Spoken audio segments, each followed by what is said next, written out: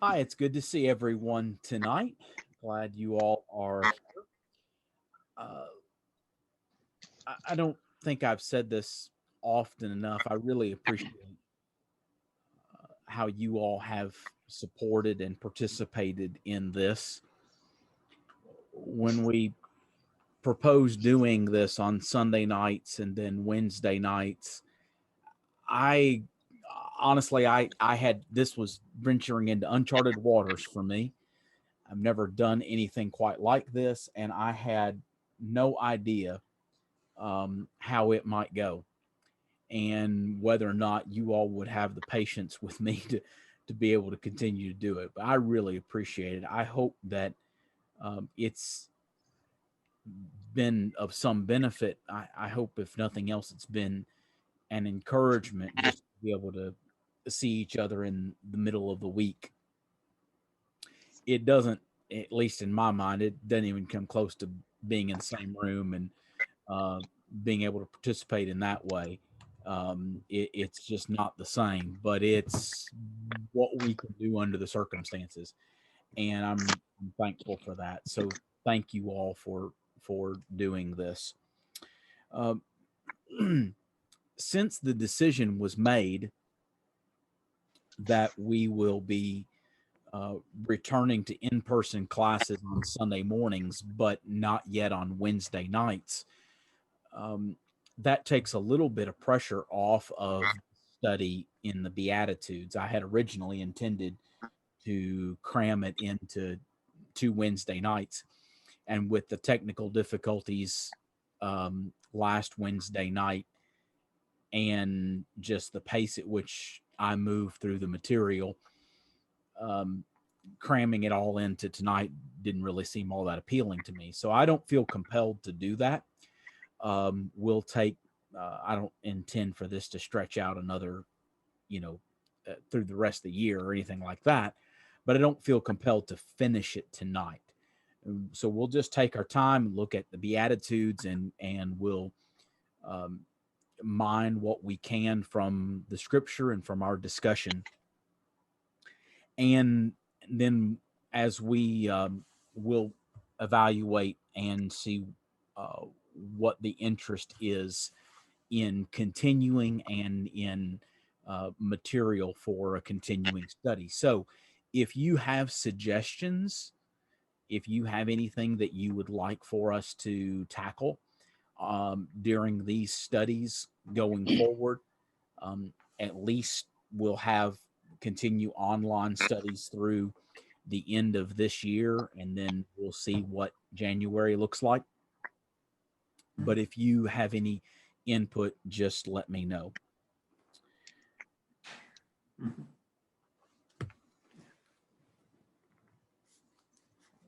So we got started and looked at the first couple of the Beatitudes last Wednesday night. Blessed are the poor in spirit, for theirs is the kingdom of heaven. Blessed are those who mourn, for they shall be comforted. And what I don't want us to lose sight of is the composite picture of all of these together. In other words, these are not independent, disconnected thoughts, but what Jesus is doing in the Beatitudes is painting a portrait, um, if you will. He is giving us a word picture, a description. This is what a kingdom citizen looks like. The the Sermon on the Mount has been called the Constitution of the Kingdom, and I think that's a fairly fitting description. Just like the Constitution of the United States lays the foundational principles and articulates what the United States is, how it's going to operate. In some ways, the Sermon on the Mount is that kind of constitution. It tells us this is what the kingdom looks like. This is what kingdom citizens look like. This is how the kingdom is going to operate. This is how kingdom citizens behave. I think that's not a an analogy that I want to press too far, but I do think it gives us something to think about. And again, I don't want us to lose sight of how these things are related, because what's being described in the Beatitudes is the attitude, with it the behavior, but primarily the attitude of a Christian, what an attitude ought to be toward God, toward themselves, toward others. And and I think together we get a fuller picture. So, blessed are the poor in spirit, for theirs is the kingdom of heaven. Blessed are those who mourn, for they shall be comforted. And so Jesus begins with a blessing associated with those who recognize their own spiritual poverty, who recognize that they are not of themselves worth anything, spiritually speaking. Um, that's not to say that God doesn't love them, or that they don't have a soul that God values, but that is, they don't have something to bring to God and say, here, God, this is what I have to offer you, and of value. Um, uh, and that, I think that's in some ways, I think that is the principle from which the rest of the Beatitudes spring. It's the attitude of spiritual humility. And only the spiritually humble, not those who try to take the kingdom for themselves by force, but those who are spiritually humble in their approach to the kingdom, are going to have access to the kingdom. Um, Brother Paul Earnhardt wrote about this, that this is the citizen's attitude toward himself in the presence of God, and I think that's uh, a really good description. And then I think the second grows out of that. The blessed are those who mourn; um, they will be comforted. Blessed are those who mourn, who are genuinely sorrowful for their own spiritual poverty, who mourn over their own sin, who grieve that they aren't what God wants them to be. Um, and um, we talked about Bible examples of both of those last week. Blessed are those who mourn; they will be comforted. Not again, not by themselves for their own sense of spiritual value, but they'll be comforted in their relationship with God. That's where they will find um, their. That's where they will find their spiritual peace.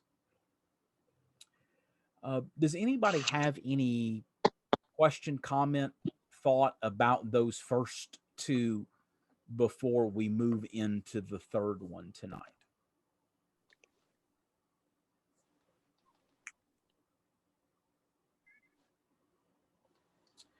All right.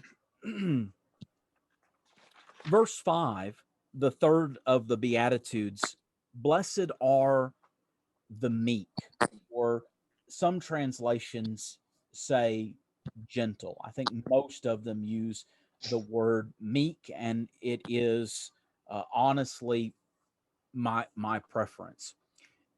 Gentle, at least in my mind, speaks more to, at least my thinking. Gentleness is a word that more speaks to behavior, whereas meekness speaks more to the matter of character or the heart behind the behavior. And so for that reason, and I think meekness is, I think again we're dealing with attitude here. Certainly, they have very practical manifestations in their behavior, but I think we're speaking something that's deeper here. So, blessed are the meek. How would you define, without using the word meek or gentle, how would you define meekness? I heard a man once describe that we use the word meek maybe in the same way the Bible uses it occasionally. It might be the case too, maybe, I don't know, where we talk about a horse being meek. That's right. Horse is not weak.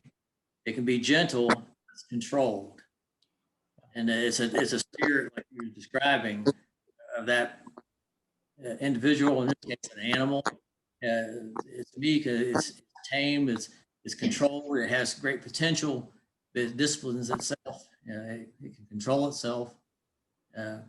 Was it Moses talking about he was like the meekest man of right.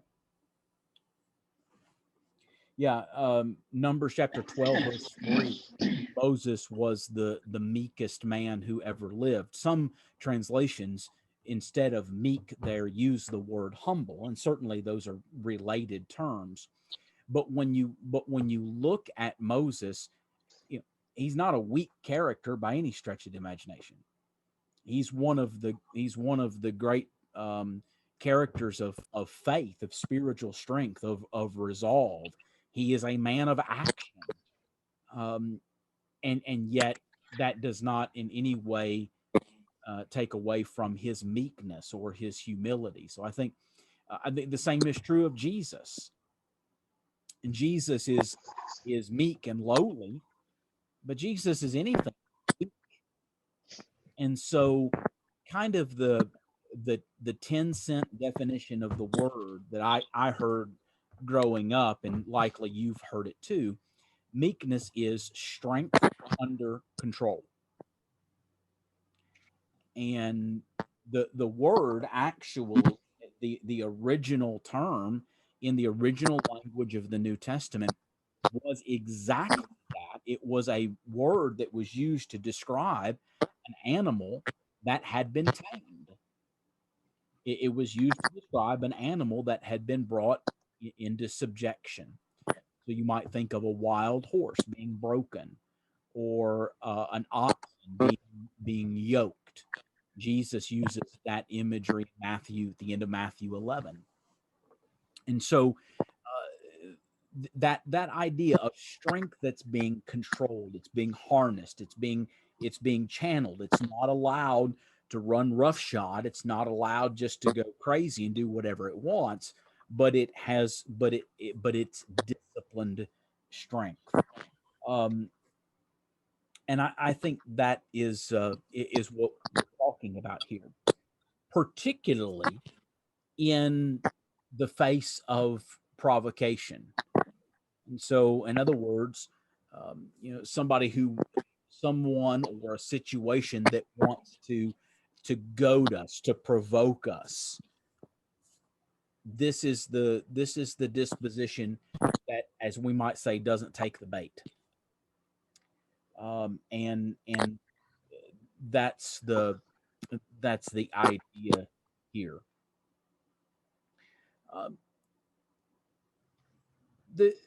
One of the things that is consistent in the Beatitudes is that these the things that Jesus is the things that Jesus is teaching, the things that Jesus teaches here, these fly in the face of conventional wisdom. This isn't the way that men ordinarily or naturally behave. And these certainly aren't the ways that would be assigned to success as the world defines success. You know, if you're going to have something, you got to go out there and take it, right? You've got to tell the world how great you are. If you're going to get somewhere in your career, if you're going to get somewhere in the world, you've just got to go out there and take charge and do it. but that's not what we're reading here.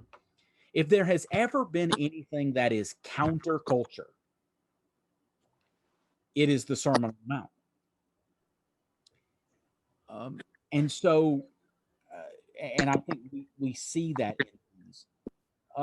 The word meek, as it's in the New Testament, is found often in connection with other words like lowliness, kindness, long suffering, forbearance, gentleness. We've already mentioned. Why would meekness, why would strength under control be so critical or so fundamental to a citizen of the kingdom of heaven, to the life of a Christian? Anger causes problems. If you, Okay. I mean, not all, I mean, obviously not all anger. I mean, God was even angered, but Sure. if you lose your cool, to, as to say, and let that just run wild, you're going to have problems. Okay. Well, and you mentioned the word earlier, you mentioned the word subjection. I think that's a key component of our Christianity. Subjection to Christ, subjection to his will, subjection to one another as brothers and sisters.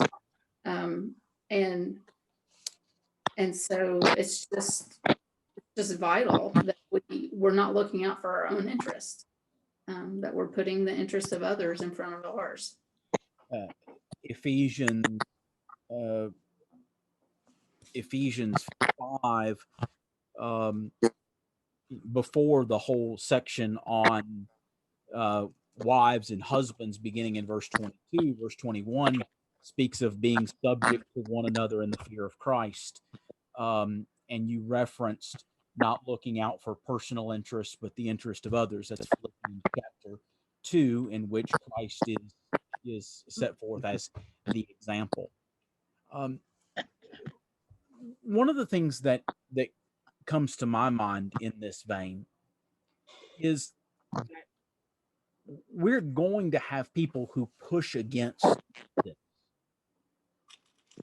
who push against the kinds of attitudes and behaviors that we're talking about here, who are going to mock, ridicule, and, as we're going to talk about eventually, persecute. This is not going to be a popular way to live. And so, to Tom's point, without the self-control that we're talking about, we're going to find ourselves constantly embroiled in not just controversy, but we're going to be constantly in trouble, constant wrangling and fighting, and whereas meekness will allow us, equip us to pull back from that, rather than trying to defend ourselves, as if we're the ones that are being attacked. We will allow we'll channel our energy towards the defense of truth. It's interesting too that the world without Christ, they get things wrong so many times. I just looked up here on my phone the word meek, and I don't know anything about Oxford languages. That's the first definition that came up. They describe meek as a quiet, gentle person, easily imposed upon. So, they think they can push around a meek person, what they, don't understand what meek is. Right. Even though James doesn't use the word meek, what you're describing really fits what he says in chapter 1. He talks about be swift to hear and slow to speak and slow to wrath. Wrath of man doesn't produce the righteousness of God. And so you have that kind of spirit. Yeah, that's why you're, like I say, it's going to act a certain way, behave a certain way, think a certain way, not be aggressive, all the time hostile, be more submissive, be more cooperative. Good. So Well, and along the lines of what Brian said earlier, the imagery of the bit in the horse's mouth being turned and steered in a direction. When I think of that, I think of the word teachable. And I think of that a lot in this passage. It doesn't matter how long we've been a Christian, we always need to have the disposition that we're still learning and growing and can be taught by the Lord, by others who are teaching the things of God. And so we always have to have that disposition and realize we don't have it all figured out. And we always have room to grow. Good. When we think about all of the things that we've talked about, Brian brought up Moses as an illustration. I think about I think about Abraham, the wealth, the power, the privilege that he had in his in relationship with the Lord, and yet you don't see in him arrogance. You see him even being corrected by God and taking that correction. Kind of goes to Laura's point. I think about Joseph, the restraint, self-control that Joseph had to have to not take vengeance on his brothers when they came to Egypt. Joseph is one of my favorite Bible characters. And that just really impresses me. I want to talk about the second half of verse 5 and the blessing that is connected to meekness, but I don't want to. Does anyone have any other thoughts about blessed are the meek before we talk about the blessing that Jesus attaches here?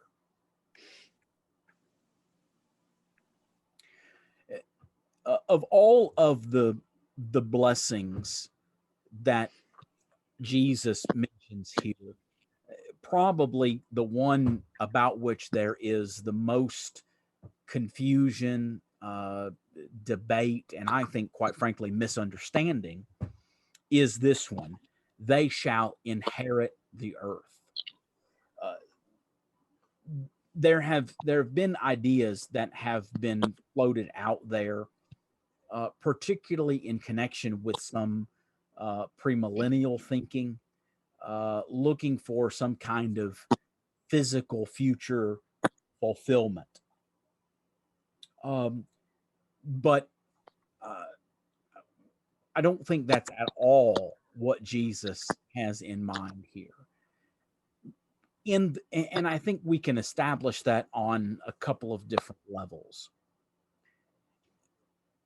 What we need, again, is to see these comprehensively, see them as a whole picture. And that is, just read through the blessings. The kingdom of heaven is to be comforted and satisfied and receive mercy, to see God, to be called sons of God. Do you see how all of those are related? That is, you're not a child of God, but not a citizen of the kingdom. You're not comforted, but somehow not satisfied, right? Those all go together.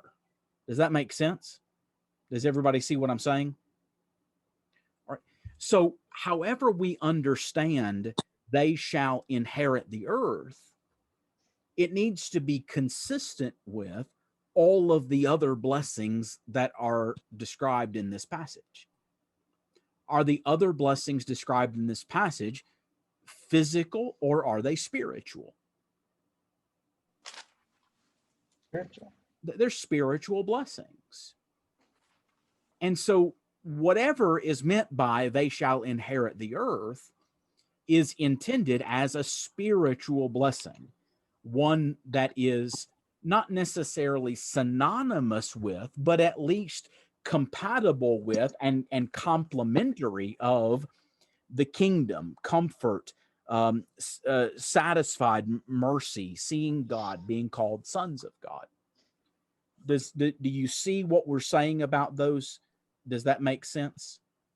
So that's on the first level, if you will, is to understand things consistently in their context. The second thing is a little bit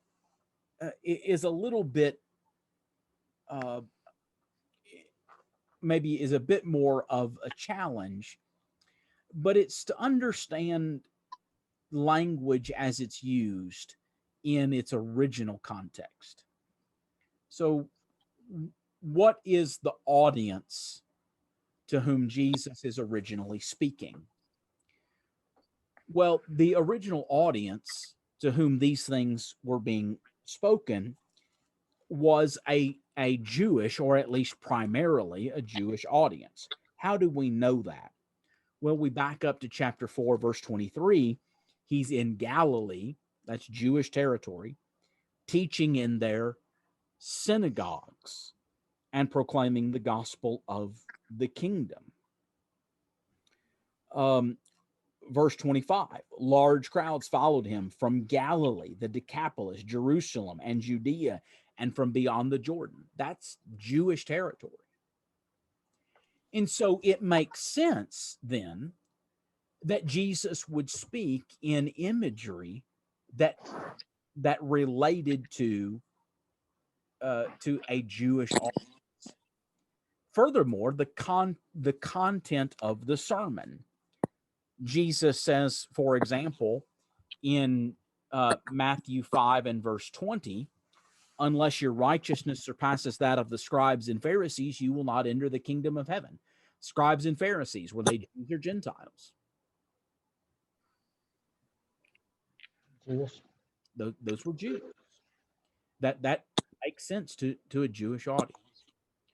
So what Jesus says back in Matthew 5 and verse 5 about inheriting the earth, he's actually using a Jewish idiom, that is a figure of speech, an image that would be understood by his Jewish audience.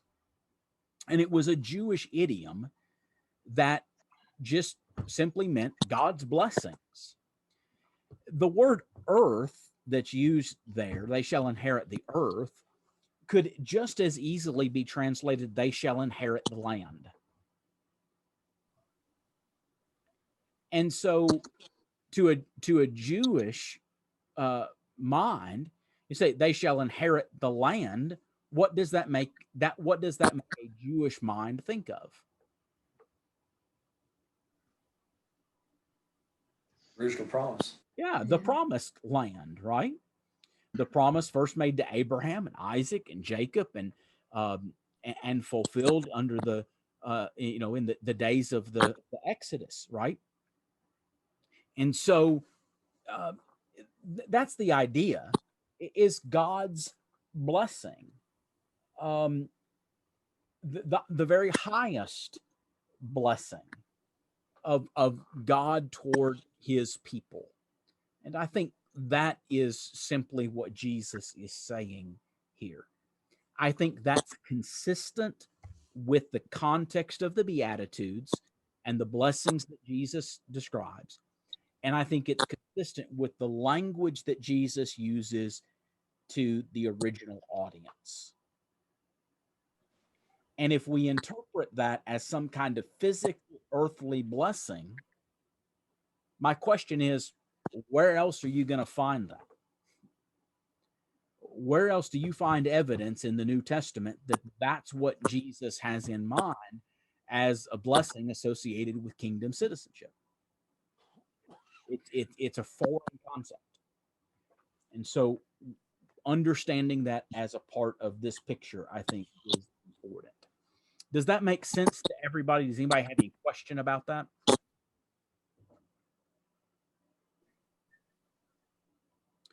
All right. Verse 6 then. Blessed are those who hunger and thirst for righteousness, for they shall be satisfied.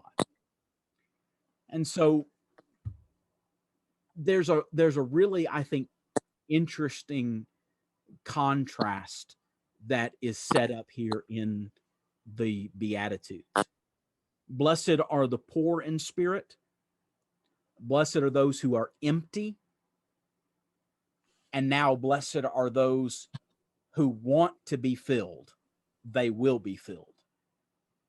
Blessed are those who realize they don't have it and they want it, they'll get it. Do you see that relationship? I think there's just a beautiful image to that. Blessed are those who hunger and thirst. Again, just like we said about the word poor in verse 3 being abject poverty, the words for hunger and thirst here are not, I haven't eaten since lunchtime, I'm getting hungry. This is blessed are those who are starving to death, who realize that they are going to die if they don't get the sustenance that they need. Blessed are those who understand the spiritual peril of their lives unless they get what God has to offer. That's the depth of these words. Let's talk about the word righteousness for a minute. Let's just do the, what does the word righteousness mean? Being and doing right. All right. Being and doing right. All right. So how is it that we can be right?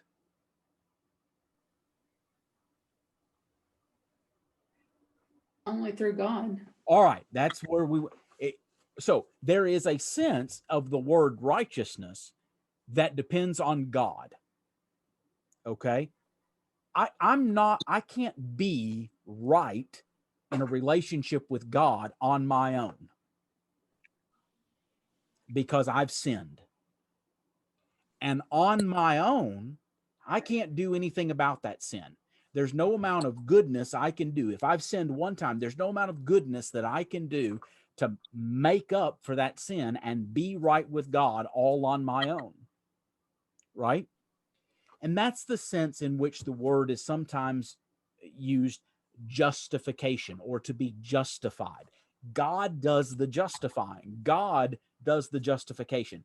God will declare us not guilty. God will make us right with him. He ultimately does that. Doesn't mean he doesn't put terms and conditions on that, but ultimately, God is the one who can make us right. So sometimes the word righteousness is used in that way. All right. But sometimes the word righteousness is used in the sense of doing what is right. So practicing righteousness, doing righteousness, doing what is right in a relationship with God. Not in the sense of earning that relationship or trying to get it on our own, but doing what is right in the sight of God. So my question is, in the context of the Beatitudes, blessed are those who hunger and thirst for righteousness. In what way is Jesus using the word righteousness? Like forgiveness? I think that's the primary sense. I really do. Because again, I think it's a corollary to what we said earlier about being poor in spirit, to realize the depth of our own spiritual poverty, and now want nothing more than to be right with God. I think that's the primary sense that Jesus is using here. But it is also true that if we're going to be right with God, we also need to crave doing what is right before God. that we want to live the way God wants us to live. And so That's I how think it's different. both of them are involved. I'm sorry, go ahead, Tom. Well, I didn't want to jump ahead, but I think that's what's a little different from verse 10. The word righteousness. Are they not quite the same or used the same? Well, I think that the idea of being persecuted for the sake of righteousness is probably the idea of being persecuted for doing what is right. Yeah. Yeah, that's what I was thinking. I think that's the primary idea there. And that's why the word righteousness used, the same word used in the same context, you don't want to define it two different ways. And so I don't want to eliminate either aspect from either usage. Okay. But I do think the idea of hungering and thirsting to be right with God is the contrast to our own poverty of spirit back in verse 3. I think that's the contrast that we're intended to see here. They shall be satisfied. Now, I want you to notice something else about this. And we said this about the word mourn in verse 4. Blessed are those who hunger and thirst, who are continually hungry and continually thirsty. It's not a sense of, okay, I'm right with God, I can check that off the list. It's I long above all else to be right with God. And I am going to pursue that constantly.